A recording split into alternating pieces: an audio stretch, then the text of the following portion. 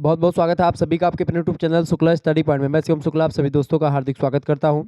Geography BA प्रथम वर्ष के बच्चों के लिए बहुत ही महत्वपूर्ण लेक्चर होने वाला है, क्योंकि ज्योग्राफी में बीए फर्स्ट सेमेस्टर में आपको पढ़ना पड़ता है फिजिकल ज्योग्राफी यानी भौतिक भूगोल के बारे में। तो उन सभी बच्चों के लिए महत्वपूर्ण होगा। लगभग कई ऑब्जेक्टिव टाइप के प्रश्नों के बारे में आज के वीडियो के माध्यम से हम चर्चा करेंगे। समय अभाव होते हुए भी मैं यह वीडियो लेकर के आया हूँ। तो आइए हम बहुत ही महत्वपूर्ण पिछले 2-3 वर्षों में जो प्रश्न पूछे गए आपकी परीक्षा में उसको देने का प्रयास करता हूं। कल जो डीडीयू का पेपर लगा उसके लिए बहुत महत्वपूर्ण है। साथ ही साथ में मां शाकुंभरी, राजा महेंद्र प्रताप सिंह स्टेट यूनिवर्सिटी या जिन बच्चों के माइनर में जियोग्राफी है, खास करके फिजिकल जियोग्राफी, उनके लिए बहुत महत्वपूर्ण होगा। ठीक है, तो सभी में माइनर मेजर दोनों के लिए इंपॉर्टेंट है, ये बात आप ध्यान रखेंगे। बहुत ही बारीकी के साथ आपको एक एक प्रश्नों को समझना है। बहुत ही महत्वपूर्ण प्रश्न है ये सब। पहला प्रश्न, निम्नलिखित में से कौन सी गर्म जलधारा इनमें से, देखिए गर्म जलधारा कौन सी, फटाफट से आप बताने का प्रयास करेंगे। देखिए गर्म जलधारा इनमें से कौन सी है, तो फ्लोरिडा की धारा। फ्लोरिडा की धारा कैसी जलधारा है बताएं। तो ये एक गर्म जलधारा है, ये बात ध्यान रखेंगे। ठीक है, फ्लोरिडा धारा, ठीक है, ये कैसी जलधारा बेटा, ये एक गर्म जलधारा है, ये बात आप ध्यान रखेंगे। क्लियर, बिल्कुल। एक एक जो है फ्लोरिडा धारा जो है ये फ्लोरिडा के पूर्वी तट के उत्तर की ओर बहती है, और ये उष्णकटिबंधीय जलधारा या इसी को जो है गल्फ स्ट्रीम के द्वारा पोषित होती है ये। ठीक है, यानी गर्म जलधारा। बाकी लेब्राडोर, फॉकलैंड धारा और क्यूराइल ये सब एक प्रकार से ठंडी जलधाराएं हैं। ठीक है, तो इसका करेक्ट आंसर को फ्लोरिडा की धारा गर्म जलधारा है, उष्ण जलधारा है। अगला प्रश्न आ चुका है, वायुमंडल कई प्रकार की गैसों के मिश्रण से बना है। पृथ्वी के नजदीक वायुमंडल में मुख्यतः पाई जाती है। पृथ्वी के नजदीक ऑक्सीजन और नाइट्रोजन पाई जाती है। नाइट्रोजन लगभग 78% और ऑक्सीजन लगभग 21% के आसपास। ठीक है, ये बात ध्यान रखेंगे, परीक्षा में प्रश्न आता है। अगला क्वेश्चन आ चुका है, वायुमंडल में सबसे अधिक किस गैस का परसेंटेज होता है। वायुमंडल में सबसे अधिक जो गैस का परसेंटेज है वो 78 यानी 78% नाइट्रोजन है। 2022, 2023, 2024 तीनों में लगातार पूछा जाने वाला प्रश्न है, हमेशा पूछा जाता है, बात ध्यान रखेंगे। बी ऑप्शन करेक्ट आंसर होगा।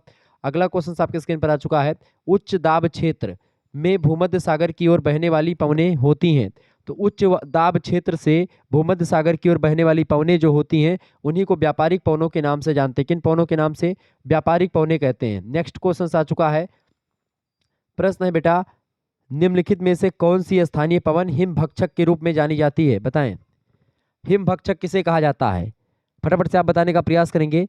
हिम भक्षक किसको कहते हैं, तो चिनूक हवा जो होती है इसी को हम भक्षक कहते हैं। किसको, चिनूक को हिम भक्षक कहा जाता है, यह बात आप ध्यान रखेंगे। और ये गर्म हवा होती है, उत्तरी अमेरिका में पहाड़ी जो चट्टानी एक प्रकार से जो इलाके होते हैं वहां से नीचे की ओर उतरती हुई प्रतीत होती है ये।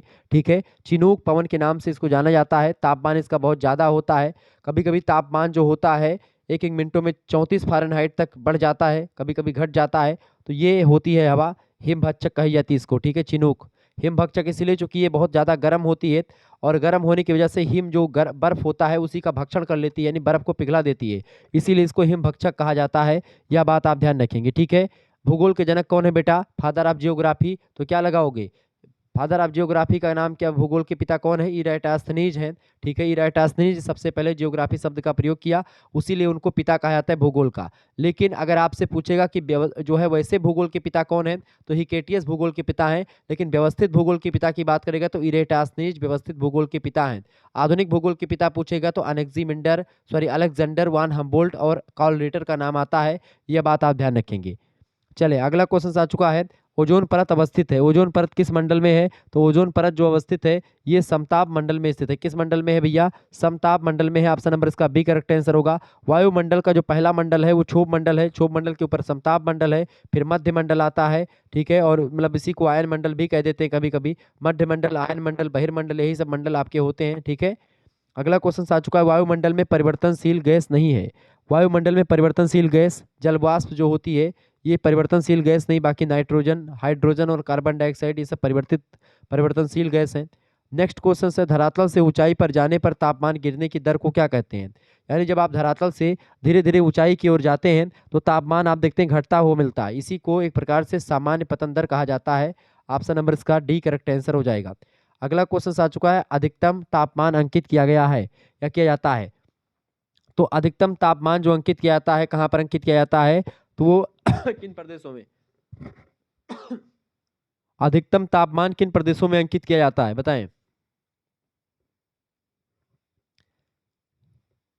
अधिकतम तापमान किस जो है एरिया में, अधिकतम तापमान जो होता है वो कहाँ पर किया जाता है भैया? अधिकतम तापमान जो होता है वो लगभग किया जाता है उपोष्ण कटिबंध में, ठीक है। ऑप्शन नंबर इसका ए करेक्ट आंसर हो जाएगा।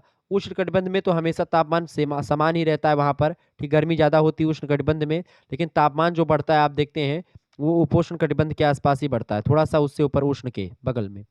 अगला प्रश्न है, पृथ्वी पर वायुमंडल व वायुदाब की पेटियां बताएं। पृथ्वी पर वायु दाब की पेटियां कितनी हैं? तो वायु दाब की पेटियां बताएं। पृथ्वी पर वायु दाब पेटियों की संख्या कितनी है? बताने का प्रयास करेंगे।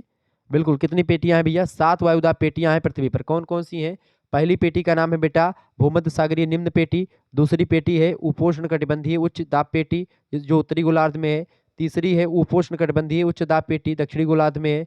तीसरी है उप ध्रुवीय निम्न दाब कोटि उत्तरी गोलार्ध में है। चौथी होती है उप ध्रुवीय निम्न दाब पेटी दक्षिणी गोलार्ध में है, ठीक है। पांचवी है ध्रुव उच्च दाब पेटी उत्तरी गोलार्ध में है। और छठी है ध्रुवीय उच्च दाब पेटी जो कि दक्षिणी गोलार्ध में है। तो इस तरीके से ये 6 आप मतलब कि 7 हो गई आपकी कौन सी पृथ्वी पर वायुदाब की पेटियों की संख्या। अगला प्रश्न है, गर्म स्थानीय पवन है। गर्म स्थानीय पवन, गर्म स्थानीय पवन कौन सी है? फटाफट से आप बताने का प्रयास करेंगे। तो गर्म स्थानीय पवन इनमें से देखें, इनमें से जो लू होती है गर्म स्थानीय पवन होती है, बहुत तीव्र गति से चलती है, यह बात आप ध्यान रखेंगे। अगला प्रश्न, किस हवा को हिमभक्षक कहते हैं? यह प्रश्न लगातार परीक्षा में आए हो तो चिनोक को हिमभक्षक कहा जाता है, यह बात भी आप ध्यान रखेंगे। आगे बढ़ते हैं, अगला क्वेश्चन आपके स्क्रीन पर आ चुका है, फटाफट से आप देखने का प्रयास करेंगे। वलन किस बल का परिणाम है? फटाफट से आप बताने का प्रयास करें, बढ़िया क्वेश्चन है। वलन जो होता है, वलन वलन जो होता है मोड़ हो जाता है पर्वतों में या चट्टानों में, उसी को वलन कहा जाता है। इस तरीके से मोड़ हो जाता है पर्वतों में पठारों में तो उसी को वलन कहते हैं। इसीलिए हिमालय पर्वत को वलित पर्वत कहते हैं। हिमालय पर्वत कैसा है? वलित पर्वत है, ये बात ध्यान रखेंगे। मानसून की खोज किसने करी थी? प्रश्न कई बार आया हुआ है। तो हिप्पालस ने मानसून की खोज करी थी, ये बात ध्यान रखेंगे। इरेटास्नीज जो है व्यवस्थित भूगोल के जनक है, तो ये कहाँ के थे? यूनान के थे, यह बात भी आप ध्यान रखेंगे। बहुत ही जबरदस्त तरीके से आप लोग समझ पा रहे हैं चीजों को। तो देखिए वलन किस बल का परिणाम है? तो वलन जो होता है संपीड़न बल के द्वारा होता है। ऑप्शन नंबर इसका बी करेक्ट आंसर होगा। कई बार प्रश्न परीक्षा में आए हो, ये सारे क्वेश्चंस परीक्षा में पूछे गए 2022, 2023 और 2024 में, ठीक है। चले अगला प्रश्न, डेल्टा नदी किस तरह के कार्य का परिणाम है? डेल्टा नदी के किस तरह के कार्य का परिणाम है? डेल्टा कब बनता है? जब नदियां अपना निक्षेपण करती हैं, यानी नदियां अपना जो मलबा होता है छोड़ देती हैं। नदियों की जो बहाव की गति होती है धीमी हो जाती है, तो नदियां अपना निक्षेपण कर देती हैं। जो कूड़ा कबाड़ उनके साथ बह रहा होता है वो छोड़ देती हैं। छोड़ने की प्रक्रिया को ही निक्षेपण कहा जाता है। तो निक्षेपणात्मक कार्य के द्वारा एक प्रकार से डेल्टा का निर्माण होता है। एक होता है अपर्दनात्मक कार्य। अपर्दनात्मक मतलब नदियां खूब तेज से बह रही है और पत्थर को तोड़ करके कोई आकृति बना रही है, तो उसी को अपर्दनात्मक कार्य कहते हैं। अगला प्रश्न, टेलीग्राफ पठार किस महासागर में स्थित है? टेलीग्राफ पठार जो है भैया किस महासागर में, बताएं। टेलीग्राफ पठार किस महासागर में स्थित है? 2022 में प्रश्न पूछा गया। टेली जो एक प्रकार से ये कहाँ पर है भाई? ये है अटलांटिक महासागर में, खास करके उत्तरी अटलांटिक में। तो इसी ऑप्शन इसका करेक्ट आंसर हो जाएगा। टेलीग्राफ पठार उत्तरी अटलांटिक महासागर में स्थित है और उत्तरी अटलांटिक रिज का हिस्सा है। टेलीग्राफ पठार की बात अगर करें तो टेलीग्राफ पठार को मतलब कि ट्रांस अटलांटिक टेलीग्राफ केबल के लिए एक आदर्श मार्ग भी माना जाता है। 1858 में पहली बार इस पठार में ट्रांस अटलांटिक टेलीग्राफ केबल भी बिछाई गई थी। ट्रांस माने पार, ठीक है। अगला प्रश्न, मासिक औसत तापमान के आधार पर कोपेन ने जलवायु को कितने वर्ग में बांटा है? तो मासिक औसत तापमान के आधार पर कोपेन ने जलवायु को कितने वर्ग में बांटा है? फटाफट से आप बताएं। बिल्कुल राइट आंसर आपका आ चुका है, बहुत बढ़िया बहुत बढ़िया। उन्होंने कितने? 5 समूहों में बांटा है। ऑप्शन नंबर इसका ए करेक्ट आंसर होगा। 5 समूहों में बांटा है उन्होंने।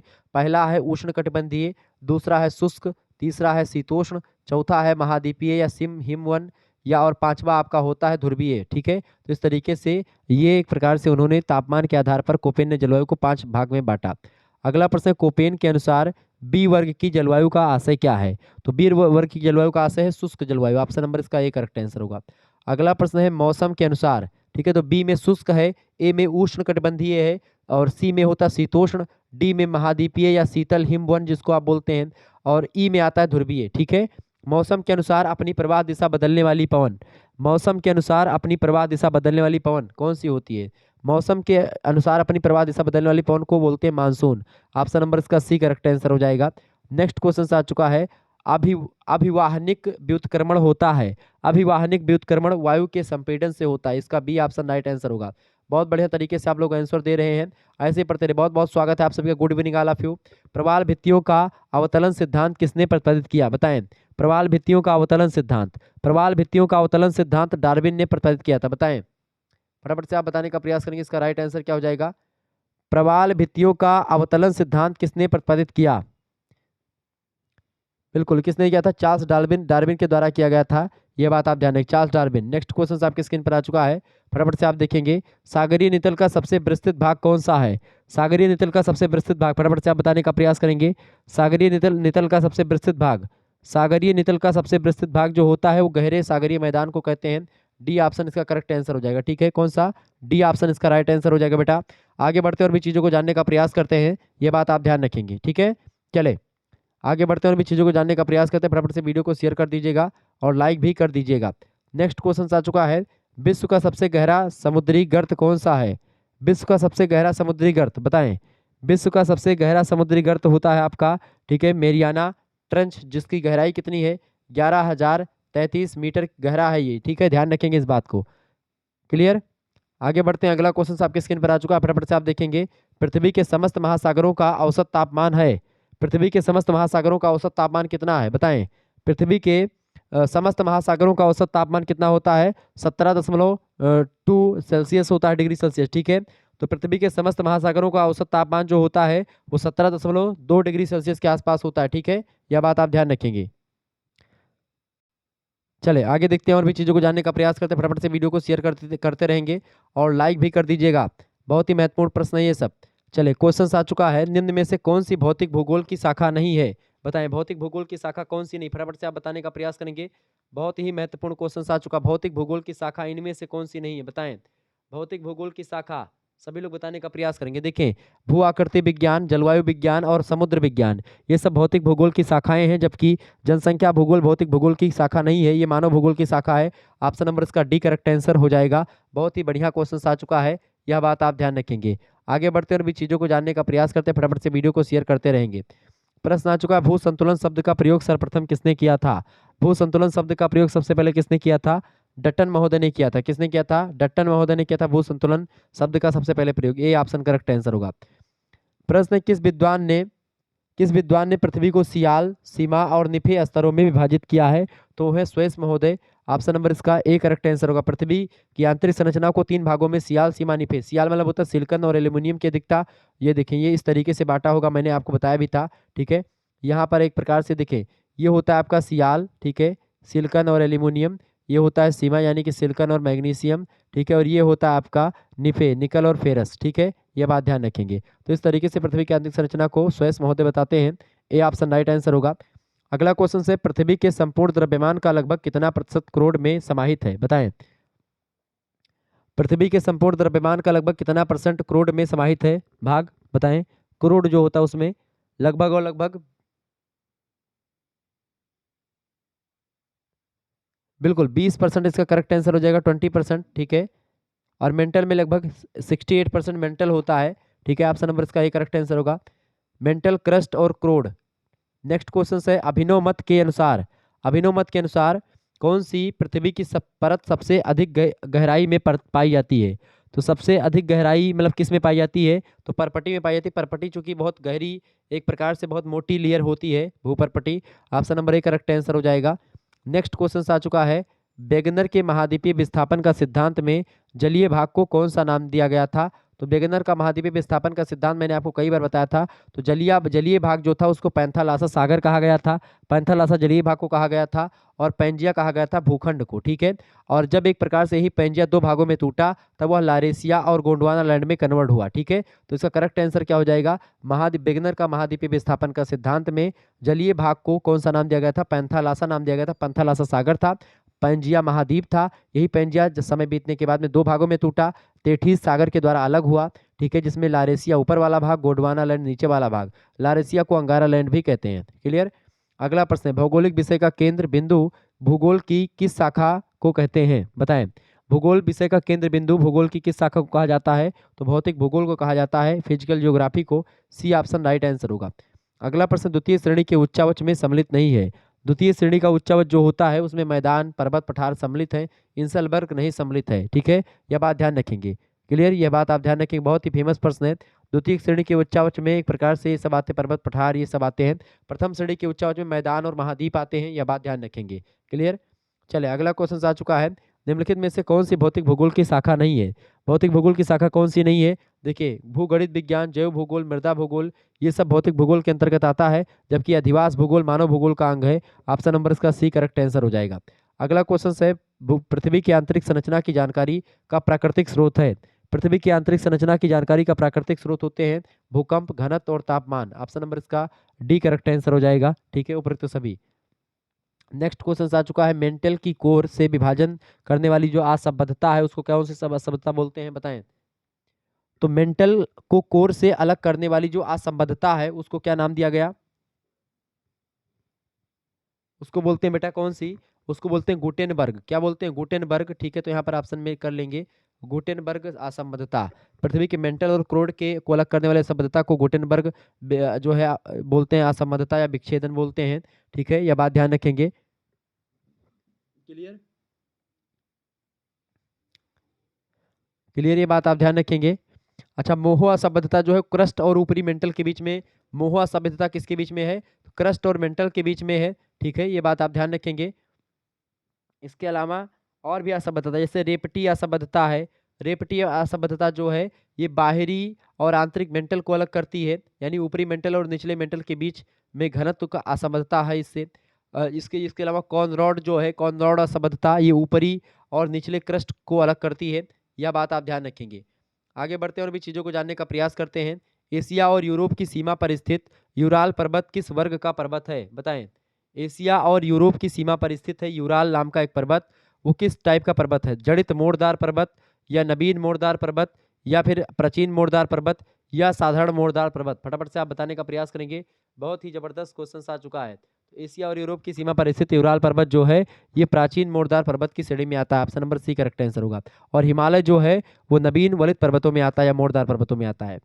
अगला क्वेश्चन आ चुका, उत्तरी अमेरिका में स्थित अपलेशियन पर्वत किस वर्ग का उदाहरण है, बताएं। उत्तरी अमेरिका में स्थित अपलेशियन पर्वत किस वर्ग का पर्वत है? तो है पर्वत श्रेणी। ठीक है, पर्वत श्रेणी वर्ग का है। ऑप्शन नंबर इसका ए करेक्ट आंसर होगा।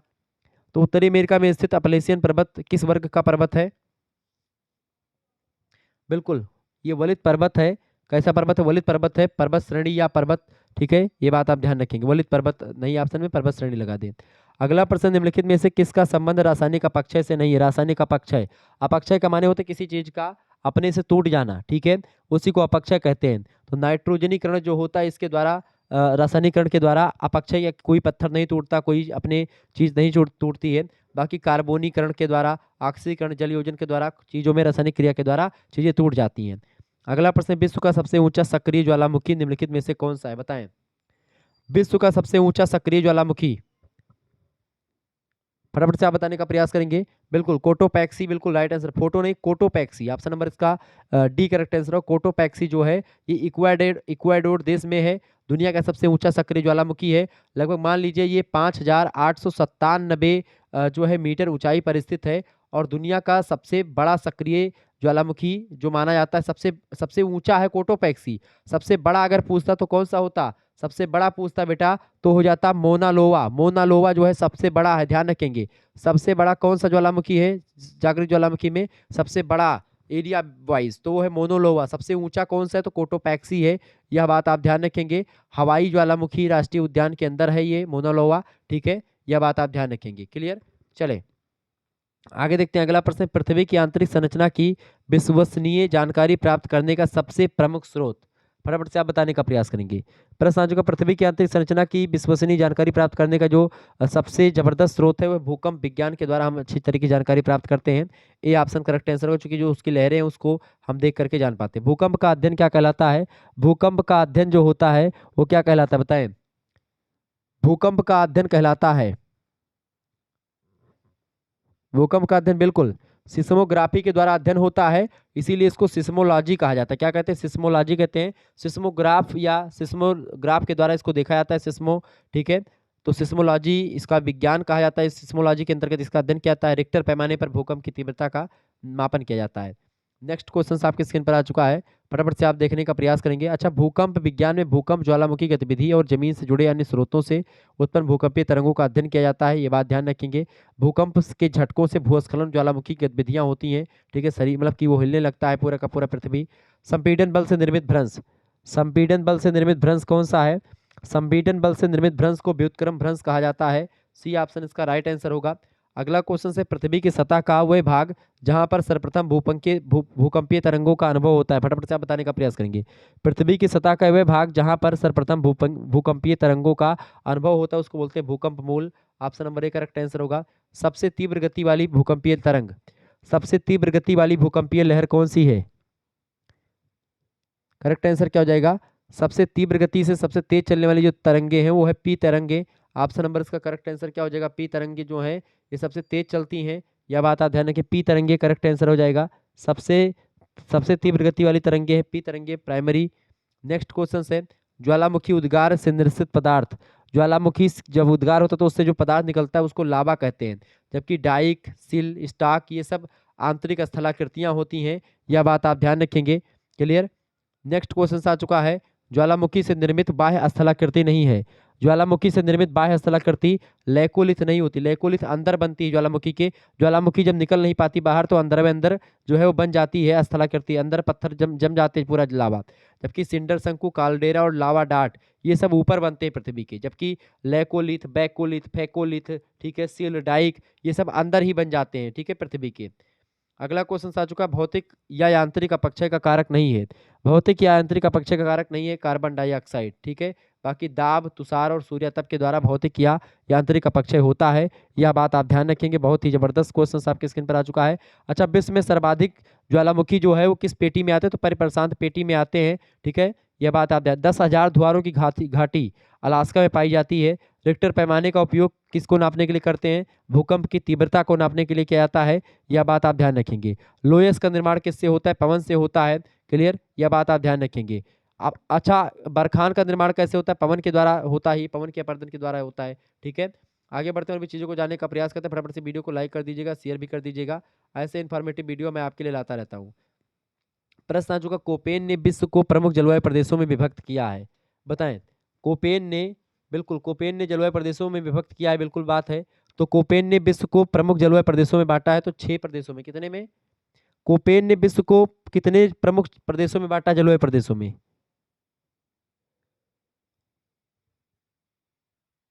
कोपेन ने 5 में बांटा, कितने में बांटा भैया? कोपेन ने 5 जो है उसमें बांटा है, ठीक है, 5 में बांटा। कौन कौन से? इसमें ए में आता है उष्णकटिबंधीय, बी में है शुष्क, सी में है शीतोष्ण, डी में है आपका महाद्वीपीय शीतल, ठीक है, हिमवन, और अगले में आपका ई में आता है ध्रुवीय, ठीक है। ए बी सी डी अक्षरों को, 5 बड़े अक्षरों को प्रतीक मान करके उन्होंने बांटा है, ठीक है। इसके अलावा हाईलैंड्स की जलवायु को दर्शाने के लिए एक और बड़े अक्षर यच का इस्तेमाल भी किया जाता है। नेक्स्ट क्वेश्चन से, कोपेन ने मानसूनी जलवायु के लिए किस संकेतक का प्रयोग किया? कोपेन ने मानसूनी जलवायु के लिए किस संकेतक का प्रयोग किया? फटाफट से आप बताने का प्रयास करेंगे। किसका? एएम का प्रयोग किया, ऑप्शन नंबर इसका सी करेक्ट आंसर हो जाएगा, ठीक है।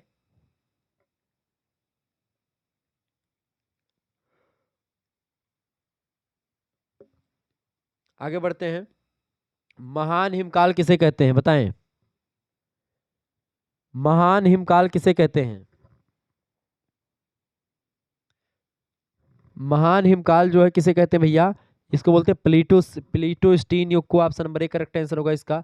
ये सब प्रश्न 2023-24 में आए हुए हैं। अगला क्वेश्चन आ चुका, निम्नलिखित में से कौन सा जलवायु के वर्गीकरण का आधार नहीं है? जलवायु के वर्गीकरण का आधार क्या नहीं है? जलवायु के वर्गीकरण का आधार वर्षा, तापमान और पवन, इन्हीं से डिसाइड होता है जलवायु बदल रही कि नहीं बदल रही है, वनस्पतियों से डिसाइड नहीं होता, सी ऑप्शन करेक्ट आंसर होगा। चिनूक कहाँ की स्थानीय पवन है? फटाफट से आप बताएंगे। चिनूक कहाँ की स्थानीय पवन है भाई? तो चिनूक जो है आपकी, ये स्थानीय पवन कहाँ की है? ये स्थानीय पवन है संयुक्त राज्य अमेरिका और कनाडा में राकी पर्वतमाला पर बहती है, ठीक है। तो संयुक्त राज्य अमेरिका बी ऑप्शन में दिया, करेक्ट आंसर होगा बी ऑप्शन। किस पर्वत पूछे? तो राकीस पर्वत। बैकोलिथ का निर्माण होता है, बैकोलिथ का निर्माण होता है ज्वालामुखी के द्वारा, किसके द्वारा? ज्वालामुखी के द्वारा, अंदर ही अंदर बन जाती है, बी ऑप्शन करेक्ट आंसर होगा। वेगनर के अनुसार किस काल में पेंजिया का विभाजन हुआ? पेंजिया जो 2 भागों में बटा, लारेसिया और जो है गोंडवाना लैंड में, या अंगारा लैंड और गोंडवाना लैंड में, वो कब बटा, तो कार्बोनिफेरस युग में बटा। ऑप्शन नंबर इसका ए करेक्ट आंसर होगा। अगला प्रश्न, अश्व अक्षांश कौन सा अक्षांश है? अश्व अक्षांश के नाम से किस अक्षांश को जानते हैं? तो 30 डिग्री जो उत्तर में, यानी कि ये ग्लोब है, इसका 30 डिग्री उत्तर इधर आएगा यहाँ पर, ठीक है, इस अक्षांश को, और 30 डिग्री नीचे, यानी कि ये और ये वाला इलाका, इसी को अश्व अक्षांश कहा जाता है, ठीक है। यह बात आप ध्यान रखेंगे, ठीक है। शांत हवा और कम वर्षा इन अक्षांशों की विशेषता है। अश्व अक्षांश भूमध्य रेखा के उत्तर और दक्षिण में 30 डिग्री पर स्थित है, यह बात आप ध्यान रखेंगे, ठीक है। इसीलिए इसको अश्व अक्षांश या घोड़ा अक्षांश कहते हैं, क्योंकि इसके पीछे कई बातें हैं, ठीक है। यहाँ पर आप देखते हैं मध्य युग में घोड़ों को ले जाने वाली नौकाओं को यहाँ शांत वायुमंडल दशाओं के कारण से आगे बढ़ने में मुश्किल होती थी, और इसीलिए जहाज़ों को हल्का करने के लिए कई बार घोड़ों को समुद्र में फेंकना पड़ता था, और इसी वजह से इस पेटी का नाम अश्व अक्षांश रखा गया। यह बात आप ध्यान रखेंगे। इन अक्षांशों में शांत हवाएं रहती हैं, कम बारिश होती है, आसमान साफ रहता है, व्यापारिक दृष्टिकोण से बढ़िया मौसम रहता है। तो अश्व अक्षांश इसका नाम इसीलिए पड़ा क्योंकि इससे व्यापार, घोड़ों को उसी में समुद्र फेंक देते थे, घोड़े बह करके निकल जाते थे। गल्फ स्ट्रीम, गल्फ स्ट्रीम जो धारा है, गल्फ स्ट्रीम, गल्फ स्ट्रीम है तो एक महासागरीय धारा है। Option number c correct answer हो जाएगा इसका। नेक्स्ट क्वेश्चन आपके स्क्रीन पर आ चुका, फटाफट से आप देखेंगे। हानिकारक पराबैंगनी किरणों से रक्षा कवच के रूप में बचाता है। तो हानिकारक पराबैंगनी किरणों से रक्षा कवच के रूप में कौन सा बचाता है? हानिकारक पराबैंगनी किरणों से कौन बचाता है? समताप मंडल में स्थित है जो ओजोन परत, वही बचाती है। तो ऑप्शन नंबर इसका डी करेक्ट आंसर लगाएंगे। नेक्स्ट क्वेश्चन आ चुका है, निम्नलिखित में से कौन से गर्म जलधारा है? गर्म जलधारा, ब्राजील की जलधारा गर्म जलधारा होगी। ऑप्शन नंबर इसका बी करेक्ट आंसर होगा। बाकी कनारी, लेब्राडोर और फॉकलैंड बताएं। फॉकलैंड जलधारा कैसी जलधारा है? तो फॉकलैंड एक ठंडी जलधारा है, लेब्राडोर भी ठंडी जलधारा है, ठीक है। आगे देखते हैं, अगला क्वेश्चन आपके स्क्रीन पर आ चुका है, फटाफट से आप देखेंगे। अधोलिखित में से कौन शीत महासागर धारा नहीं है? बताएं। यानी जो नीचे लिखा है उसमें से जो ठंडी जलधारा कौन सी नहीं, फटाफट से आप बताएं। शीत जलधारा का मतलब होता है ठंडी जलधारा। तो हमबोल्ट गर्म है, कनारी गर्म है, ओयोसियो गर्म जलधारा है, अगुलहास धारा ठंडी जलधारा। Option number D right answer होगा। मैक्सिको की खाड़ी से उत्पन्न होने वाली जलधारा, मैक्सिको की खाड़ी से उत्पन्न होने वाली जलधारा का क्या नाम है? बिल्कुल, गल्फ स्ट्रीम। गल्फ स्ट्रीम जो धारा है ये मैक्सिको की खाड़ी से गर्म पानी को अटलांटिक महासागर में लाती है और संयुक्त राज्य अमेरिका और कनाडा के पूर्वी तट तक फैली हुई है। गल्फ स्ट्रीम एक समुद्री शक्तिशाली जो है एक धारा के रूप में जानी जाती है, ये बात आप ध्यान रखें, गर्म जल धारा है। अगला प्रश्न, प्रवाल भित्ति को आकृति के आधार पर कितने भागों में बांटा जाता है? तो प्रवाल भित्ति को आकृति के आधार पर कितने भागों में बांटते हैं भाई?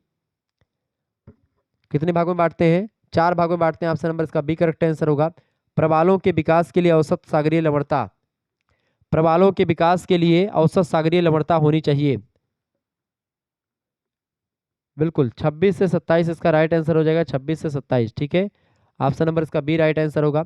नेक्स्ट क्वेश्चन से, युति विभूति, युति विभूति या सिजगी की स्थिति में आने वाले ज्वार को क्या कहते हैं? युति विभूति या सिजगी, ये ज्वार भाटा की स्थितियां होती हैं, तो इसमें आने वाले ज्वार को क्या कहते हैं? इसमें आने वाले ज्वार को हम लोग दीर्घ ज्वार के नाम से जानते हैं। Option number A correct answer होगा। अगला प्रश्न, ज्वार भाटा की उत्पत्ति से संबंधित स्थैतिक तरंग सिद्धांत का प्रतिपादन किसने किया था? तो बताएं। ज्वार भाटा की उत्पत्ति से संबंधित स्थैतिक तरंग सिद्धांत का प्रतिपादन किया था हैरिस महोदय ने। Option number c correct answer होगा।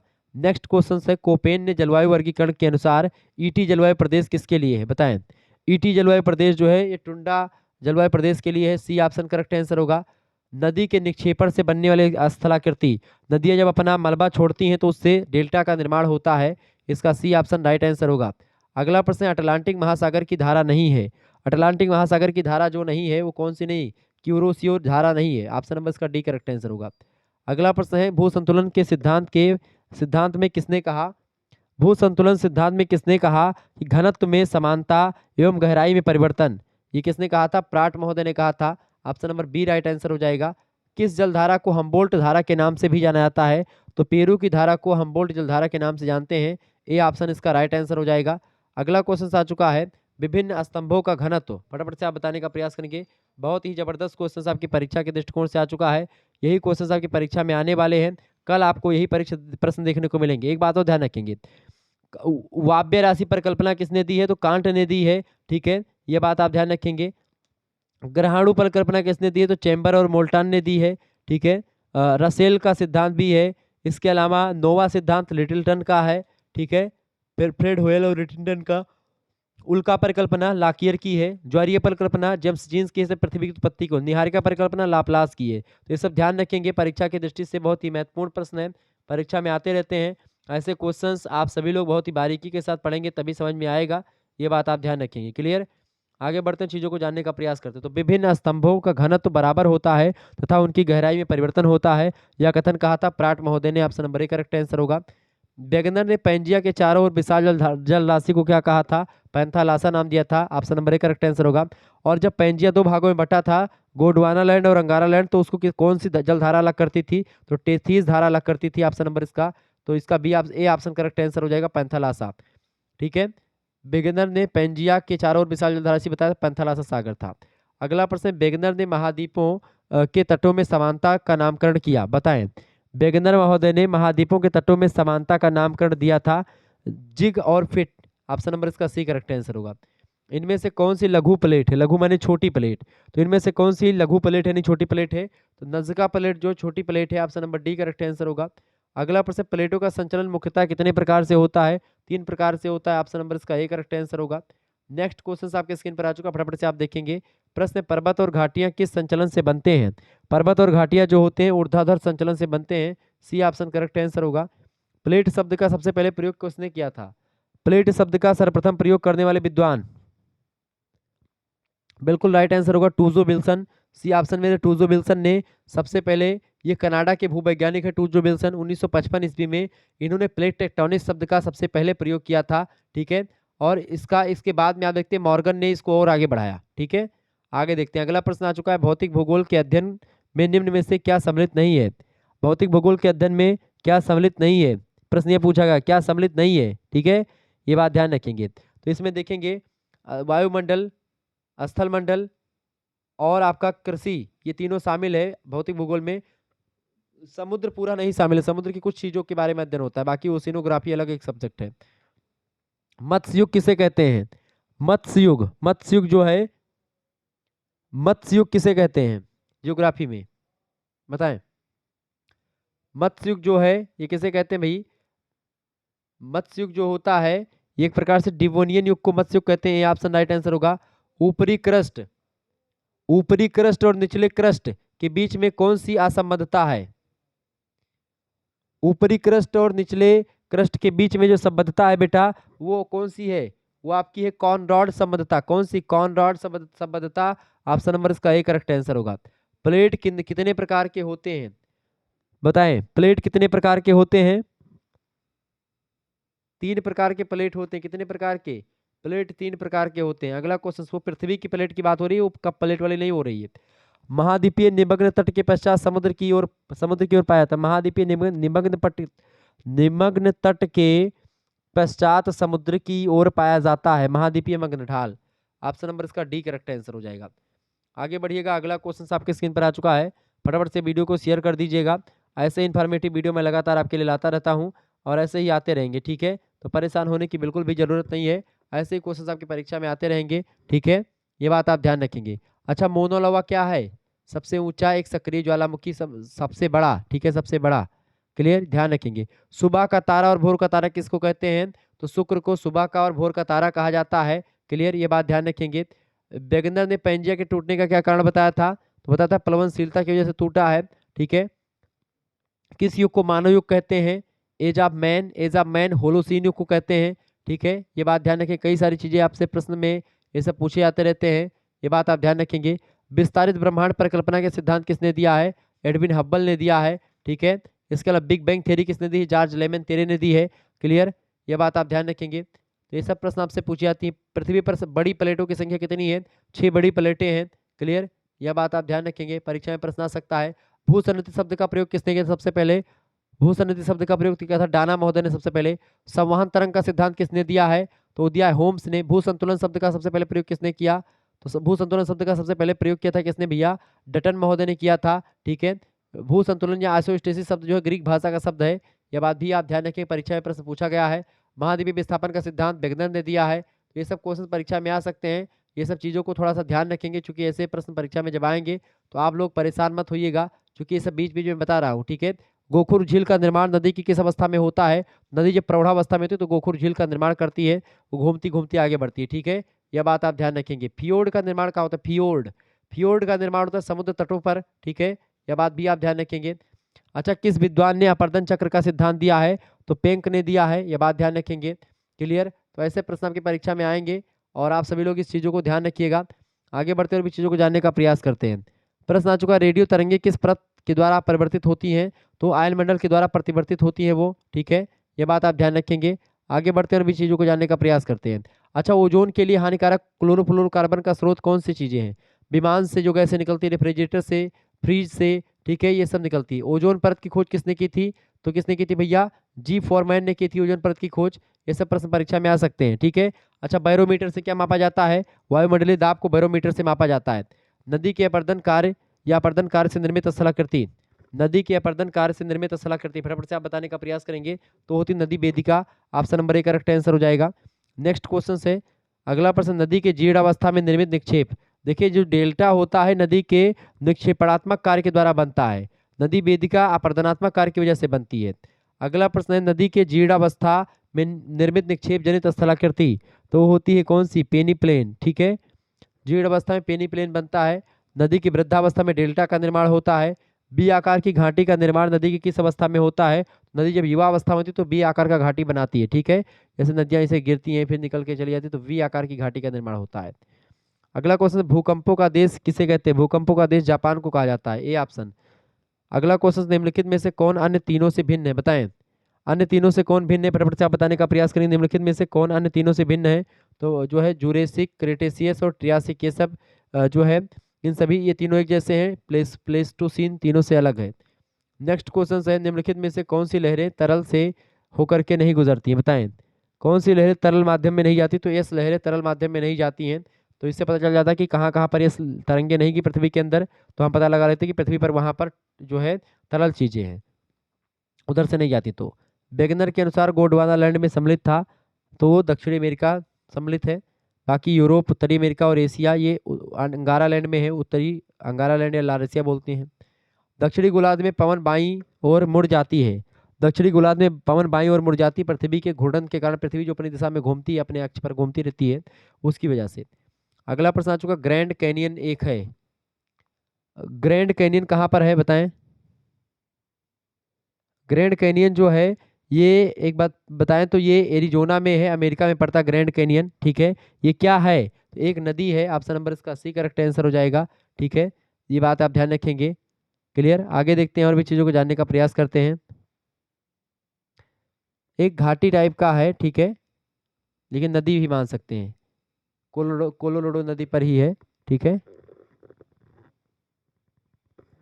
आगे, भूकंप की कौन सी लहरें सबसे तीव्र होती हैं? तो भूकंप की प्राथमिक लहरें सबसे तीव्र होती हैं, ए ऑप्शन करेक्ट आंसर होगा। और अगला क्वेश्चन आप देखेंगे और लास्ट प्रश्न इस वीडियो का, जब दो प्लेटें एक दूसरे से टकराती हैं तो उस किनारे को क्या कहते हैं? तो उसको बोलते हैं कौन सा भैया? उसको बोलते हैं अभिसारी, ठीक है, अभिसारी प्लेटें। तो इस तरीके से आप लोगों ने बहुत सारे प्रश्नों को समझा। ऐसे ही और भी मॉडल पेपर मैंने एक दो दिए हैं, तो इससे पहले वाले मॉडल पेपर आप देख लीजिएगा, पुराने, ठीक है, पड़े हुए हैं। आगे देखते हैं और भी चीज़ों को जानने का प्रयास करते हैं। फटाफट से आप शेयर कर दीजिएगा वीडियो को, लाइक भी कर दीजिएगा। ऐसे इन्फॉर्मेटिव वीडियो के लिए लगातार हम आते रहते हैं आपके लिए, ठीक है।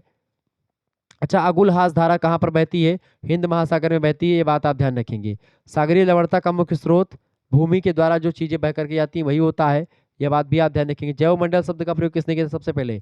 जैवमंडल शब्द का प्रयोग वर्नाडास्की ने किया था। क्लियर? जैवमंडल में कौन से जैविक, अजैविक और ऊर्जा संघटक होते हैं? 3, ठीक है, ये बात आप ध्यान रखेंगे। तो इस तरीके से आप लोगों ने बहुत सारे प्रश्नों को समझ लिया। मिलते हैं फिर नेक्स्ट वीडियो में, तब तक के लिए जय हिंद, जय भारत। आप सभी का बहुत बहुत धन्यवाद हमारे से जुड़ने के लिए। इसी प्रकार से अपना प्यार हमेशा बनाए रखेंगे और भी चीज़ों को आपको बताने का प्रयास अगर किया जाए।